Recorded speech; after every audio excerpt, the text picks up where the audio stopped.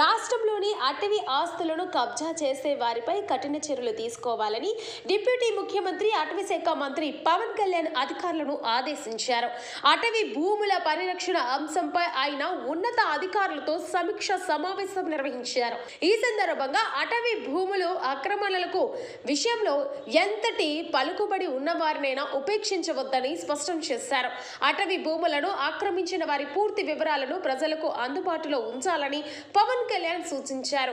ఎవరి ఆక్రమణలో ఎంత భూమి ఉంది, దానిపై నమోదైన కేసుల వివరాలతో సహా అన్నిటినీ వెబ్సైట్లో పొందుపరచాలని ఆదేశించారు.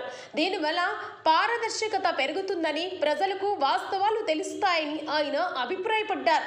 ముఖ్యంగా మంగళంపేట అటవీ భూముల ఆక్రమణల విషయంలో విజిలెన్స్ నివేదిక ఆధారంగా చర్యలు తీసుకోవాలని స్పష్టమైన ఆదేశాలు జారీ చేశారు. ఈ సమావేశంలో పవన్ కళ్యాణ్ మాట్లాడుతూ పెద్దిరెడ్డి కుటుంబానికి అడవుల్లో వారసత్వ భూములు ఎలా వచ్చాయి అని సూటిగా ప్రశ్నించారు. రాజకీయాలకు అతీతంగా భావితరాల కోసం ప్రకృతి సంపదను కాపాడవలసిన బాధ్యత అందరిపై ఉందని ఆయన అన్నారు.